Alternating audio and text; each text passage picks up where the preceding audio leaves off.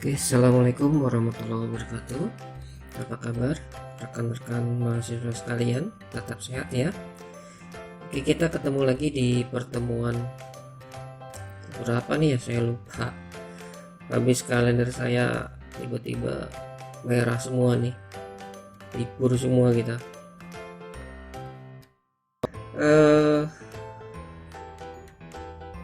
Kita berdoa aja semoga wabah corona ini cepat berlalu ya. Ingat, barangkali di sini ada yang ke warnet, itu gunakan masker ya. Kalau memang harus keluar ya, kalau bisa diminimalisir lah, jangan sering keluar. Masalahnya kalau kita tetap keluyuran ya apaan selesainya wabah ini ya, nular sana nular sini ya, repot. Oh ya,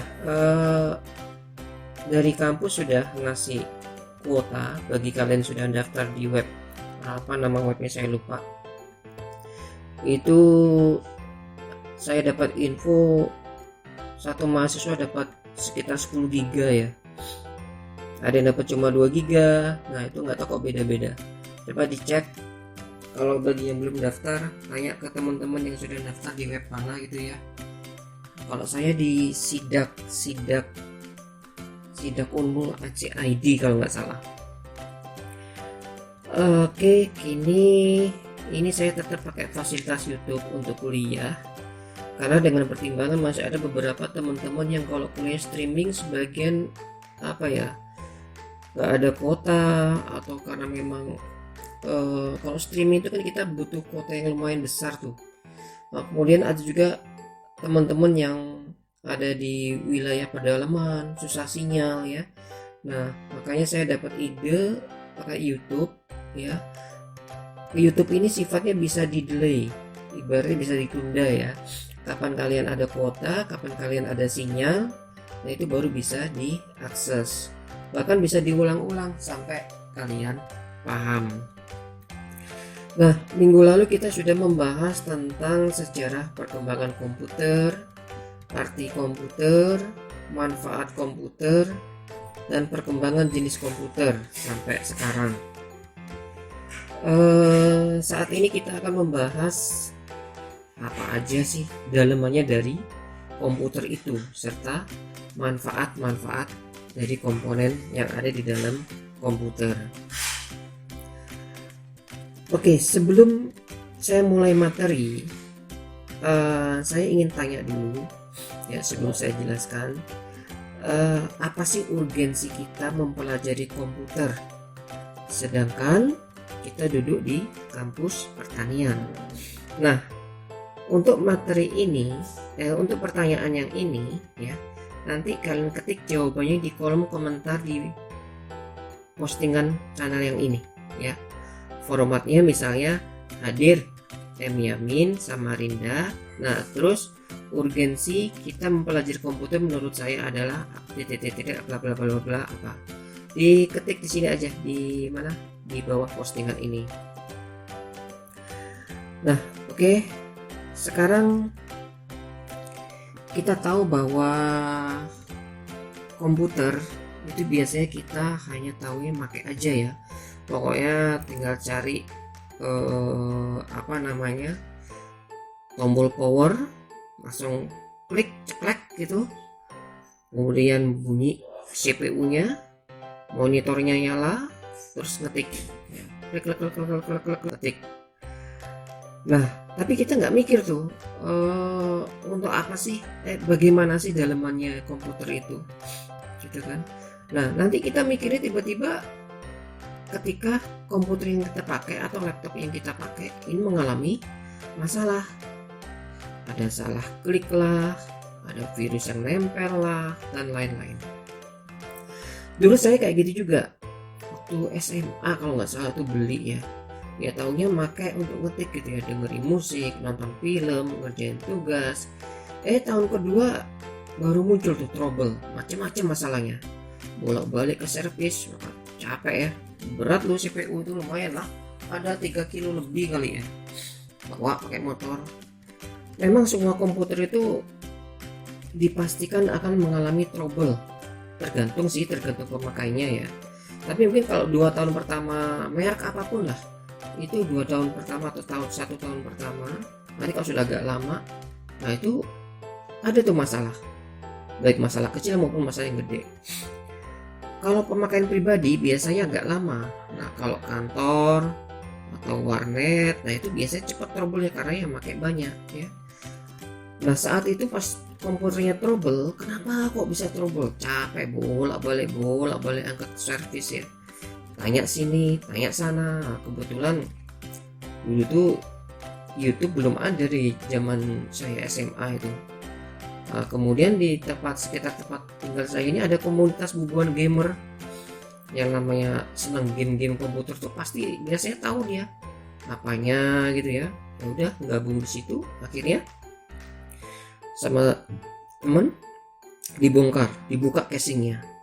Ampun deh, begitu dibuka casing tuh yang ini nih. Nah ini begitu dibuka casingnya, wish, penuh dengan sarang laba-laba ya. Rupanya kipas prosesornya sudah lambat, mutarnya sudah nggak seperti biasa, menyebabkan prosesor cepat panas ya. Macam-macam sudah trouble-nya, nggak karu-karuan. Setelah dibersihin, dicopoti semua, memori dicopot dari motherboard, prosesor dicopot, dibersihin di luar, habis itu dipasang lagi, wah kencang, sudah seperti baru. Itulah kita ya, makanya kita harus penting untuk mengetahui manfaat dari komputer ini. Komputer itu juga bisa trouble ya akibat pemakaian. Kadang-kadang kita pakai colok flash disk, nggak tahu ya flash disknya itu kita nggak tahu sumber ngopi file dari mana ya, apakah ada virusnya atau enggak, nggak tahu juga. Bahkan masalah dari komputer itu juga, seandainya komputer juga nggak pernah masuk flash disk, itu bisa jadi juga dari arus listrik yang masuk ke komputer kita. Kok bisa? Ya bisa lah, pas misalnya mati lampu mendadak ya. Nah itu bisa tuh menyebabkan kerusakan pada sistem komputer, atau power supply-nya tiba-tiba tidak kuat ngangkat. Nah kemudian umur komputer saat ini juga mesti dilakukan update. Oh ini pinter-pinternya produsen pabrik membuat komputer itu ya, itu pinter ya, gimana masyarakat itu supaya beli ya. Kenapa? Karena kita harus menyesuaikan update antara hardware dan sistemnya. Maksudnya gini, kita nggak bisa maksakan diri kalau mau pakai Intel Pentium 3 atau malah yang lebih lama lagi Intel Pentium 1 ya. Kenapa nggak bisa? Ini pernah dengar istilah tidak kompatibel nggak ya? Nah sekarang ini sistem operasi itu sudah pakai rata-rata, kalau kita beli komputer baru itu Windows 10 ya. Nah kalau kita ngotot pakai Pentium 3 atau pakai Pentium 1 yang masih sistem DOS ya, diinstal boro-boro, diinstal Windows 10, diinstal Windows XP aja mereka nggak kuat. Kalau Pentium 3 mungkin kuat tapi jalannya lemot banget ya. Nah nggak kuat apanya? Mungkin pertama dari memorinya, bisa jadi dari harddisknya ya. Harddisknya dulu tuh minimal itu rasanya cuma 40 GB itu untuk Pentium 3 atau Pentium 1 ya. Nah itu dia, makanya harus diupdate antara sistem dan hardware. Nah jangankan komputer ya, printer. Saya ingat, saya pokoknya yang namanya dulu pas masih SMA atau mahasiswa, printer tuh harus pokoknya nggak boleh ganti-ganti, seawet-awetnya. Ingat printer apa dulu lupa saya, emang awet 5 tahun nggak ganti-ganti, tapi akhirnya beli lagi. Kenapa? Karena sudah tidak kompatibel dengan, kalau kita colok di internet selesai itu banyak tools teguran ya. Nah kemudian softwarenya sudah nggak update dan lain-lain. Istilahnya namanya kena discontinue. Kalau kita beli cartridge-nya di tempat servis atau tempat orang jualan itu, wah sudah nggak ada mas, ini merek ini, serial ini, printer serial ini udah nggak ada, sudah kena discontinue, selesai. Mau nggak mau apa, beli lagi ya. Itu dia printernya produsen. Oke, komputer yang sering kita gunakan ini terdiri dari beberapa instrumen ya. Ini ada hardware, kemudian ada sistem operasi dan software. Ini nanti akan kita bahas satu persatu ya. Untuk lebih mudah pemahamannya, saya ilustrasikan gini. Seperti rumah ya, rumah yang kalian tempati itu ada beberapa instrumen. Contoh, itu ada pondasi rumah, partisi. Partisi itu berupa tembok-tembok yang memisahkan antara kamar, ruang tamu, dapur, dan lainnya. Kemudian ada juga atap. Nah, begitu juga dengan komputer. Namun berbeda dengan rumah, kalau di komputer ada hardware, sistem operasi, dan software. Nah, sekarang kita akan membahas ini. Apa sih hardware itu ya? Hardware di sini diartikan suatu perangkat keras atau salah satu komponen dari sebuah komputer yang sifatnya bisa dilihat ya, diraba secara langsung dan berfungsi untuk mendukung proses komputerisasi. Itu artinya dari hardware. Ingat ya, itu hardware ya. Nah, sekarang hardware ini terdiri dari beberapa komponen. Nah, ini ada input ya, ada proses, ada storage, dan ada output. Nih, tolong jangan diingat tapi dipahami ya. Kalau diingat bisa lupa. Nah, kita bahas satu persatu ya. Input itu adalah suatu media masukan untuk diolah pada sistem komputer ya. Ini kita mesti membahas tentang input. Nah, perangkat input ini pada komputer berarti perangkat masukan yang memberi perintah langsung berupa informasi digital kepada pengguna. Benda ini bisa dilihat dan diraba, bukan seperti perangkat lunak komputer yang sifatnya tidak dapat diraba. Contoh perangkat input ya, seperti ada keyboard, mouse ya, scanner, dan lain-lain. Oke, ini saya kasih contohnya apa, sedikit-sedikit aja dulu. Sorry, ini suara saya sebenarnya kedengaran apa enggak sih? Kemarin pakai suaranya Mbak Google sama Mas Google itu agak susah buatnya satu persatu. Nah, ini keyboard ya.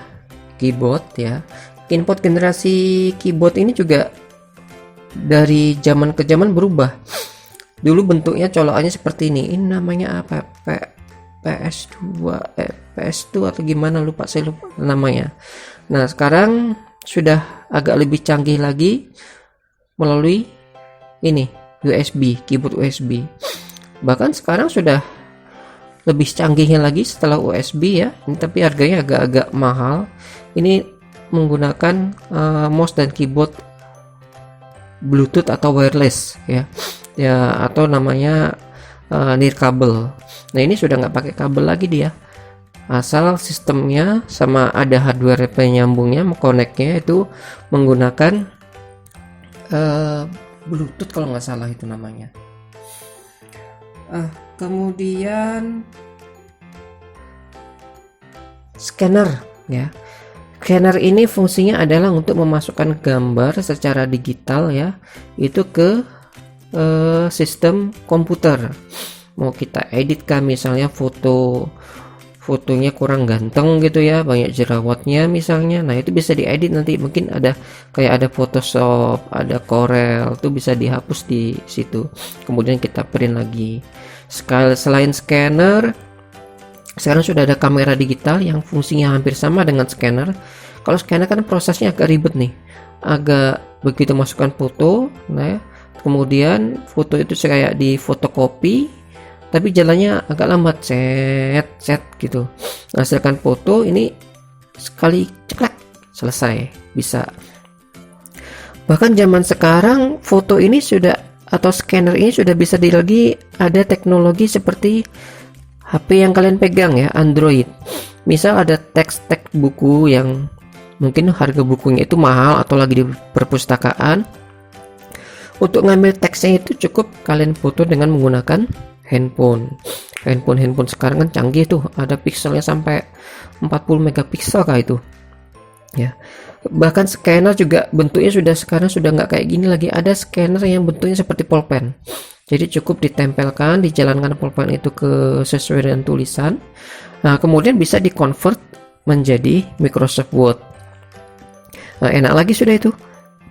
Jadi kita nggak perlu ngetik ulang. Bahkan tapi saya belum pernah coba. Seandainya kita ada di kelas gitu ya, mendengarkan penjelasan dosen, asalkan kita dalam posisi komputer itu online dan ada speakernya, itu kita tidak perlu lagi mencatat penjelasan dari guru atau dosen.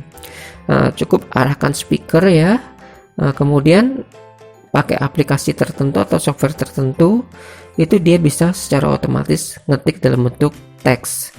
Itu saya coba-coba itu tadi, cuma butuh hardware tambahan, jadi belum berhasil mencobanya. Kemudian kita bahas lagi tentang ini, proses ya. Proses atau disebut juga namanya unit pengolahan. Nah, kalau proses ini contohnya yaitu ada prosesor ya, ada motherboard, ada memori, dan ada power supply. Nah, di sini proses diartikan adalah media yang digunakan untuk memproses atau mengolah pada sistem komputer.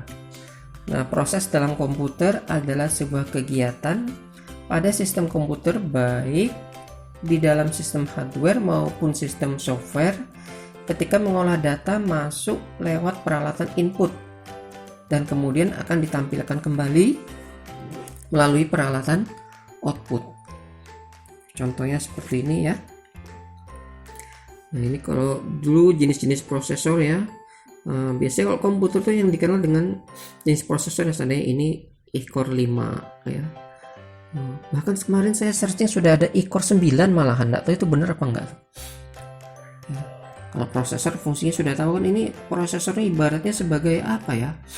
Otaknya komputer lah, yang mengatur perintah ya dari input akhirnya menuju ke output ya. Nah, kemudian memori ini fungsinya ini kalau di bubuhan gamer tuh untuk mempercepat malahan. Semakin besar memori, maka semakin cepat loading komputer tersebut.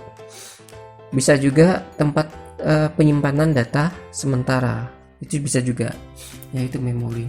Nah, memori ini jenisnya macam-macam ya. Ada memori laptop sama untuk memori komputer biasa. Itu tuh namanya beda lagi ya.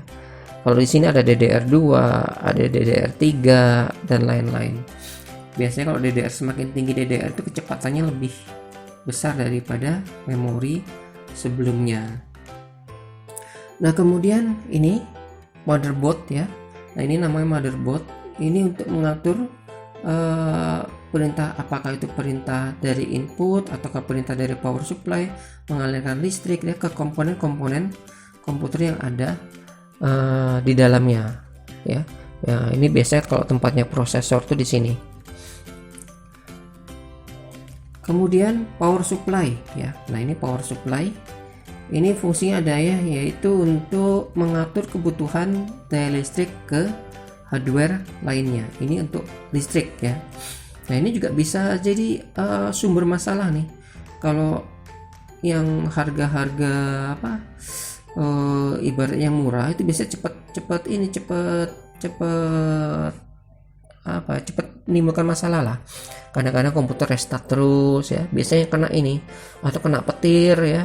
Nah, biasanya yang kena ini duluan. Ini power supply.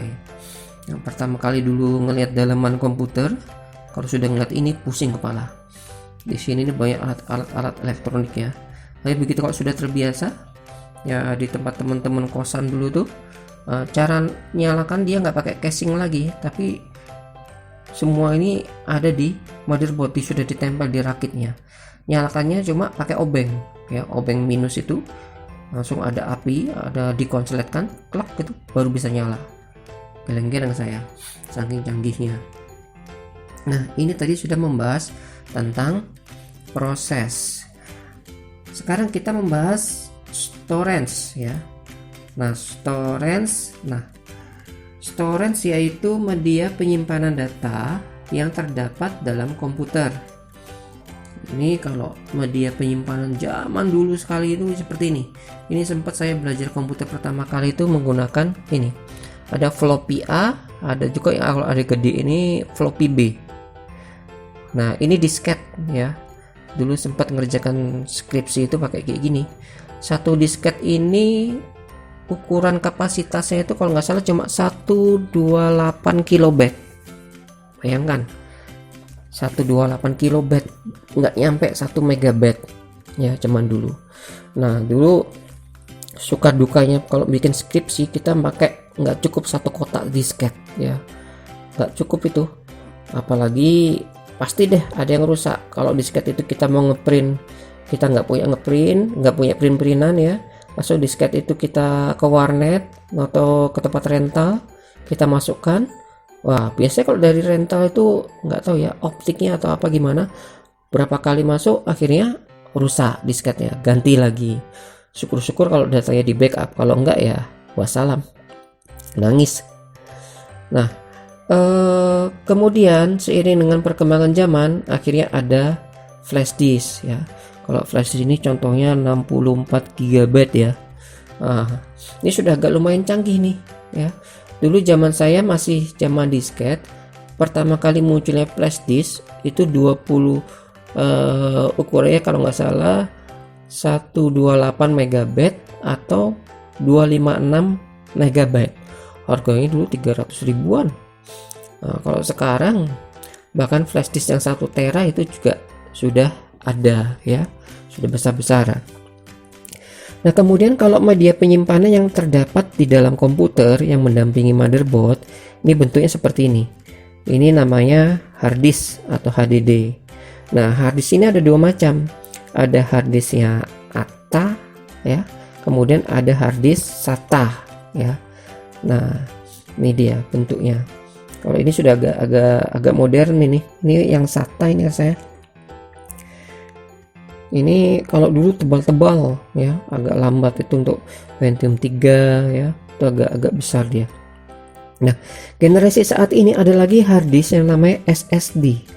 Ini kecepatannya berkali-kali lipat daripada ini. Kalau kalian beli komputer, kalian lihat itu spesifikasinya sudah menggunakan SSD, pasti harganya lebih mahal ya. Kenapa?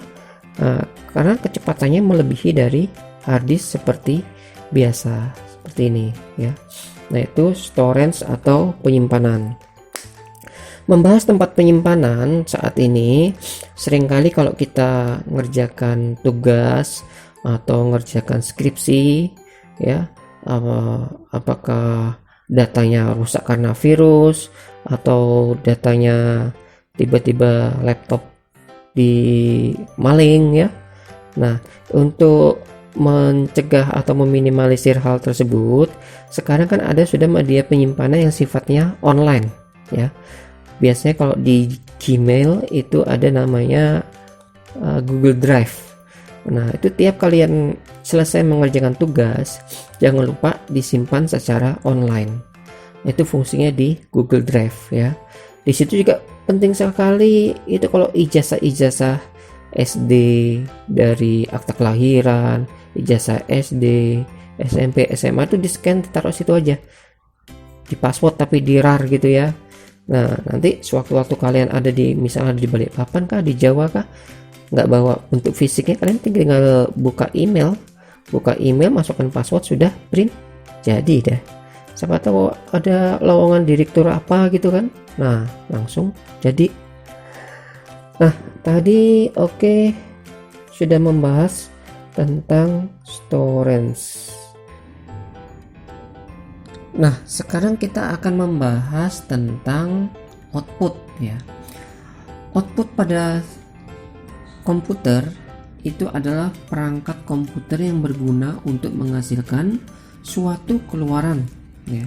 Seperti adanya gambar, kertas atau hard copy, suara, animasi atau gambar bergerak yang sering kita ketahui sebagai video ya. Contoh output cetak, alatnya dinamakan printer, sedangkan output suara dinamakan speaker, output gambar yang digital ya itu monitor dinamakan monitor atau video ya. Nah, nanti kalau pembahasan tentang software untuk output itu macam-macam juga ya, ada macam-macam juga. Yang kita bahas sekarang yaitu printer. Ini saya ambil contoh nggak semua output ya, ini yang sebagian aja.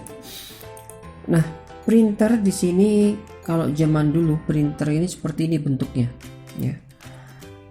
Dia tidak menggunakan tinta tapi pakai pita, kayak mesin tik ya, mesin tik. Nah, di sini nih dia bunyinya nyaring. Udah, pokoknya nggak bisa dibayangkan bagaimana nyaringnya ya. Apalagi kalau lagi ngeprint sakit gigi, waduh, itu rasanya nggak karu-karuan itu. Tapi printer ini ya sampai sekarang ini awet ini. Kenapa saya bilang awet? Sampai sekarang ini masih dipakai, tapi tidak semua ya.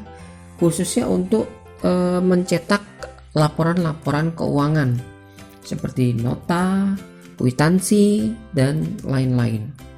Dan yang saya herankan lagi, pada masanya, masa masih menggunakan belum ada printer tinta ya, ini dulu murah, nggak seberapa. Tapi sekarang justru ada yang terbaru dari ini, sudah pakai tinta, ini semakin mahal nih printer ya. Sudah jumlahnya sudah semakin sedikit tapi harganya semakin mahal. Berbeda seperti gadget yang lain kayak handphone gitu ya. Handphone yang sekarang itu mahal, nanti 10 tahun lagi rata-rata harganya jatuh ya. Nah, itu yang bikin saya heran, printer ini dia tetap makin mahal. Nah, sekarang ada nih contoh yang terkini printer-printer yang sering kita pakai. Nah, kalau printer seperti ini sudah all in one, sudah canggihnya bukan main sudah. Kenapa saya bilang canggih? Bisa untuk men-scanner ya, ini bisa dibuka gitu ya. Bisa juga untuk memfotokopi. Scanner, fotokopi, dan printer ya. Nah, ini canggih. Bahkan sebagian printer itu juga sudah support sama WiFi. Bingung kan? Untuk apa printer ada WiFi-nya? Jadi kalau printernya sudah support sama WiFi, modelnya seperti ini juga, kita tidak perlu lagi menyambung kabel ke laptop, kabel printer ya. Jadi cukup seandainya kita di ruang tamu lagi ngerjakan tugas, printernya ini mungkin ada di dekat dapur misalnya ya. Nah, kita tinggal klik file, print, selesai, langsung jalan dia. Itulah serba canggih zaman sekarang. Tadi sudah membahas tentang printer, kemudian kita bahas lagi tentang output berikutnya yaitu ini monitor ya. Monitor ini dia bisa menyediakan output secara digital. Digital itu artinya tidak bisa diraba ya outputnya, tapi bisa dilihat ya. Nah, ini berupa gambar bergerak dan lain-lain. Waktu dulu ya, waktu masih saya SMA itu monitor nih rasanya masih hitam putih deh rasanya tuh, belum warna, dan tabungnya memang seperti ini. Sekarang masih banyak nih monitor seperti ini ya. Walaupun sekarang di warnet itu sudah ya berubah deh menjadi monitor yang LED atau layar datar seperti ini. Nah, lihat ya, sekarang sudah seperti ini, monitor seperti ini. Kalau monitor dulu ini belum support namanya USB ya. Kalau ini sudah support dengan USB. Kalau dulu kan ini harus disesuaikan dengan CPU-nya. Nah, kalau ini nggak bisa sudah. Maksudnya seandainya kita dari laptop ya, nah, mau nyetel di sini bisa nih. Ibaratnya kita jadikan in focus. Bahkan dari handphone ya, dari handphone Android ya, dengan kemudian colokan ujungnya itu di setting ada yang OTG kayak itu bisa ya.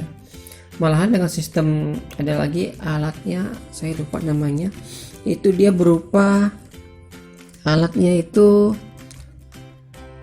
untuk WiFi ya. Lewat WiFi dari Android ke sistem ini bisa, ya. Nah, malahan sekarang monitor lebih canggih lagi, sistem LED, ada Smart TV ya. Nah, itu sudah include, jadi tidak perlu lagi CPU. Dia bisa difungsikan sebagai komputer, bisa ngeliat YouTube, bisa ngeliat browsing ya. Kemudian bisa ya berbagai fungsi lah. Bisa lihat film dan lain-lain. Ini generasinya monitor. Berikutnya speaker. Nah, speaker zaman dulu seperti ini nih, ya, kecil, tapi ya suaranya masih kayak gitu, cempreng gitu, ya, belum terlalu ngebas lah, ada serinya sendiri-sendiri. Nah, ini juga masih ya ibaratnya belum tidak secanggih sekarang. Nah, kalau sekarang kan speaker seperti ini nih, ya. Nah, kalau ini sudah all in one juga. Kalau dulu ini speaker masih belum bisa support dengan USB.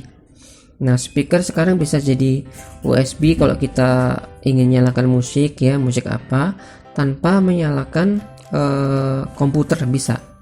Ya. Bahkan sekarang ada speaker-speaker yang sudah support dengan Bluetooth. Jadi kalau dari Android kita nyalakan musik, kalau dari handphone kan tidak semua handphone punya speakernya yang bagus gitu ya, yang bassnya kelihatan enak. Jadi lewat Bluetooth ya, nggak usah pakai kabel, dipairkan atau dikonekkan ke sini.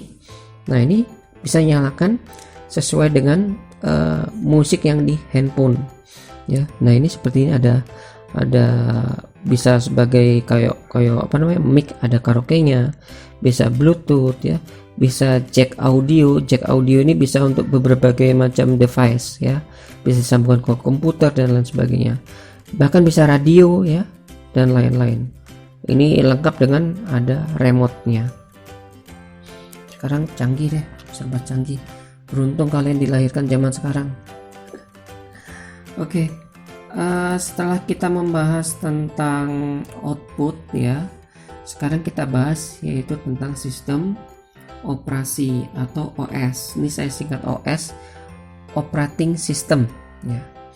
Nah, di sini diartikan bahwa operasi atau OS diartikan bahwa merupakan perangkat lunak komputer atau software yang bertugas untuk melakukan kontrol dan manajemen perangkat keras serta operasi-operasi dasar sistem, termasuk menjalankan software aplikasi seperti program-program pengolah data.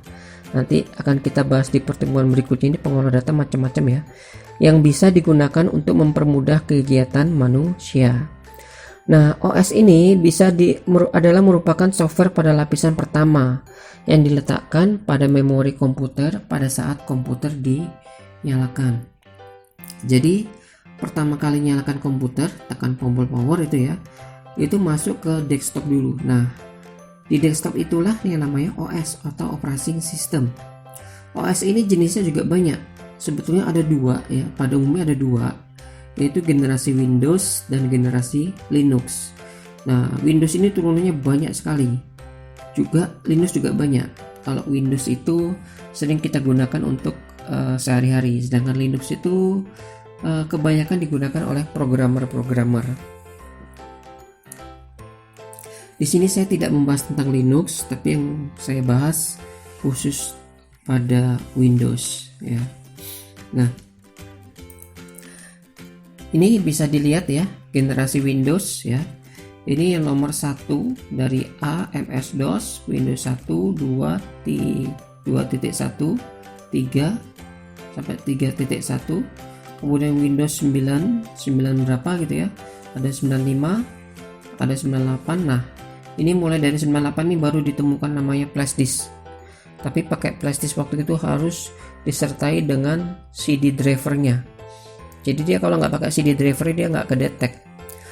Bahkan ribetnya pada saat itu ya, tiap lakukan instalasi ulang atau format ulang, setiap hardware harus disertai dengan namanya CD driver. Nah, kemudian Windows Millennium ya, ME, ada lagi Windows NT ya, NT31 dan seterusnya. Nah, ini mulai apa ya, memanjakan mata di Windows XP ya. XP ini ada XP pack 1, pack 2, pack 3. Nah ini di XP ini sudah Windows itu sudah mulai nampak 3 dimensi ya, pokoknya dilihat tuh enak. Namun pada saat itu memori harus tinggi, kalau enggak ya itu tadi nggak bisa dipaksakan, memori rendah diinstal ke Windows XP ya loadingnya lambat. Kemudian ke Vista. Nah Vista ini sudah mulai bagus juga, Windows 7 ya, sampai sekarang umumnya ada Windows 10. Kalau saya sih lebih enak di Windows 8 tetap ya. Windows 8 ini enaknya apa ya, loadingnya cepet, boleh tanding dengan Windows 10 ya. Laptop kalian sama laptop saya tanding, sama-sama saat detik pertama sama-sama nyetel power gitu ya, klik power, loadingnya cepat Windows 8. Kemudian aplikasi-aplikasinya juga seperti itu. Sebetulnya di komputer saya ini ada dua OS saya pasang ya, 2 OS. Jadi kalau Windows 8 nya trouble, saya masuk ke Windows 10. Jadi seandainya Windows 8 ini kena virus gitu, nah biasanya kalau kena virus itu semua drive itu sudah terinfeksi, nggak bisa apa-apa, kita mau nyari searching nggak bisa, tertutup sendiri. Ya sudah, restart, masuk ke Windows 10. Windows 10 ini saya install antivirus. Nah kemudian driver mana tuh yang saya install Windows 8, misalnya driver C nya Windows 10, driver D nya Windows 8. Nah sudah, tinggal di scan aja di situ. Setelah beres ya udah masuk lagi ke Windows 8, pakai sehari-hari seperti serasa baru lagi. Repotnya kalau di Windows 10 ini dikit-dikit update, apa ya, padahal sudah auto update, sudah dimatikan, tapi ya itu selalu muncul seperti itu. Nah ini adalah jenis OS ya, jenis OS di sini. Yang ini model yang lama ya, Windows yang masih DOS golongan pertama ya. Nah ini Windows 10 ini masih zamannya disket ini, sampai Windows Professional masih disket, NT ini juga ya. Nah ini disket sudah mulai banyak nggak digunakan, ini udah mulai menggunakan flash disk untuk media penyimpanannya. Kemudian masuk ke Windows 7 ya. Waktu zaman dulu nih kalau sudah ada ketemu gini, wah populer banget. Komputermu Pentium berapa, sudah Windows berapa, wah gengsinya sudah tinggi di kalangan anak-anak gamer dulu tuh. Nah ini Windows Vista ya. Nah ini Windows 8. Nah Windows 10 ini nggak sempat masukkan, tapi saya yakin komputer kalian tuh Windows 10 semua rata-rata. Oke. Adapun fungsi OS yang pertama yaitu sebagai pengelola seluruh sumber daya pada sistem komputer. Itu yang pertama, nanti kita bahas satu persatu ya. Kemudian yang kedua yaitu penyedia layanan ya. Oke, kita akan bahas ya, yang ini dulu, sebagai pengelola seluruh sumber daya pada sistem komputer. Nah, pengelola sumber daya yang pertama yaitu sumber daya fisik. Di sini penghubung daya seperti keyboard ya, mouse ya, hard disk, CD-ROM, drive, LCD, printer dan lain-lain. Oh iya, tadi saya lupa membahas di CD-ROM, berarti CD-ROM masuk input ya. Nah, sini saya bahas di sini aja. CD-ROM itu di input tuh biasanya untuk semacam keping ya, CD-ROM. Kalian tahu lah, terlalu kalau nggak tahu tentang CD-ROM ya. CD-ROM itu tempatnya, kalau CD itu kepingannya. Nah, CD-ROM ini ada 3 jenis ya. Ada CD-ROM yang hanya untuk membaca, kemudian ada CD-ROM yang bisa membaca dan merekam ya, dan ada yang bisa semuanya. Nah, itu dulu karena saya ya terlalu terburu-buru ya. Nah, kemudian ada lagi namanya, nanti deh tak ceritain lagi, DVD. Nah, DVD itu hampir sama kayak CD-ROM. Ada DVD yang hanya bisa membaca DVD, ada juga yang bisa untuk merekam, dan ada juga yang ketiga-tiganya. Nah, supaya hemat, beli satu aja yang namanya DVD combo. Nah, kalau DVD jenis ini dia sudah all-in-one, bisa membaca CD biasa dan bisa membaca DVD biasa juga, dan bisa merekam CD, juga bisa membaca merekam dalam bentuk DVD. Kenapa sih kok dibedakan ada CD, ada DVD? Ya ini ngelihat perkembangan zaman. Saya ceritakan dulu kalau ngikuti ya, karena zaman saya dulu masih CD, begitu ada keluaran dari pabrik, oh ini bisa merekam, akhirnya beli CDR, CDRW. Kalau CDR itu yang hanya bisa membaca, kalau CDRW bisa merekam dan membaca. Nah akhirnya berderet itu ada 2 di CPU. Kemudian ada DVD lagi, ada DVD-R, ada DVD-RW. Mendingan daripada beli 4 gitu, beli 1 aja yang sudah DVD combo, artinya seperti itu ya. Kemarin tuh ya boros banget di situ. Namun sekarang seiring perkembangan zaman ya, DVD sama CD itu sudah nggak kepakai lagi. Kenapa? Tergantikan yang namanya flash disk ya. Ya kalau dulu kalau ngirim-ngirim file itu karena internet jarang digunakan, pakai disket kirim gitu. Kalau DVD juga kirim, misalnya kantor pusat di Jakarta ya kirim ke Jakarta. Kalau sekarang sudah pemakaian internet sudah umum, sudah biasa, kirimnya pakai link, pakai Google Gmail ya. Jadi flash disk atau apalagi disket, kemudian DVD itu sudah nggak dipakai lagi. Kemudian tadi membahas tentang sumber daya fisik ya, LCD ya, ada printer dan sebagainya. Nah maksudnya ini gini, di keyboard itu kan ada daya listriknya tuh. Kemudian di keyboard itu ada kita menuliskan perintah huruf A, B, C. Kemudian ada tanda seru ya dan lain-lain. Nah itu merupakan sumber daya fisik ya. Nah di sini fungsi OS itu adalah menyalurkan input ke prosesor. Tapi sebelum masuk ke prosesor, dia akan masuk ke memori dulu, ke motherboard dulu, baru ke prosesor. Seperti itu. Nah kemudian LCD itu infocus dan lain sebagainya, printer dan sebagainya. Kemudian pola sumber daya lain, sumber daya yang sifatnya abstrak, yaitu penghubung dan mengatur perintah melalui software.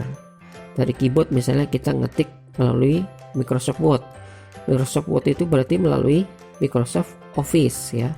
Nah, itu softwarenya. Nah di sini nanti akan kita bahas tentang apa itu software pengolah angka, apa itu software pengolah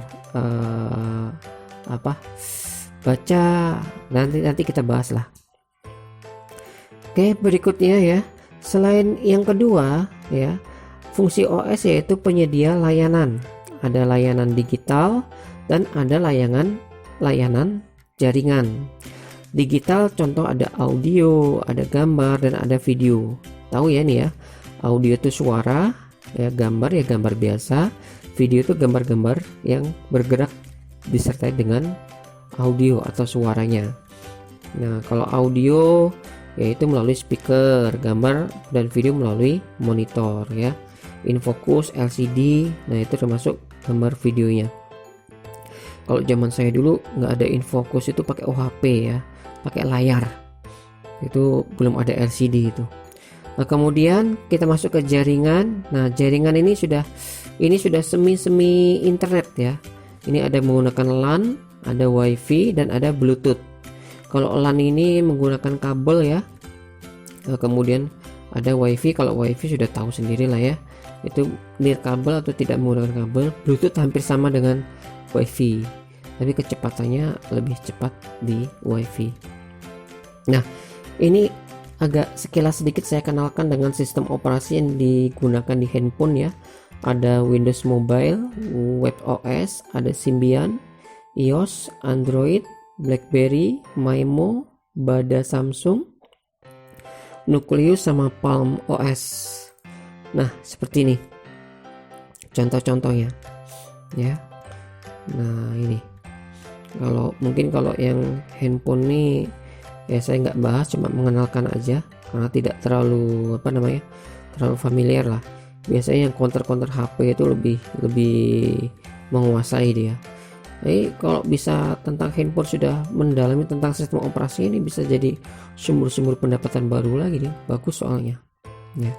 Oke, kita bahas software itu minggu pertemuan berikutnya akan saya bahas. Untuk minggu ini mungkin saya cukupkan sampai di sini.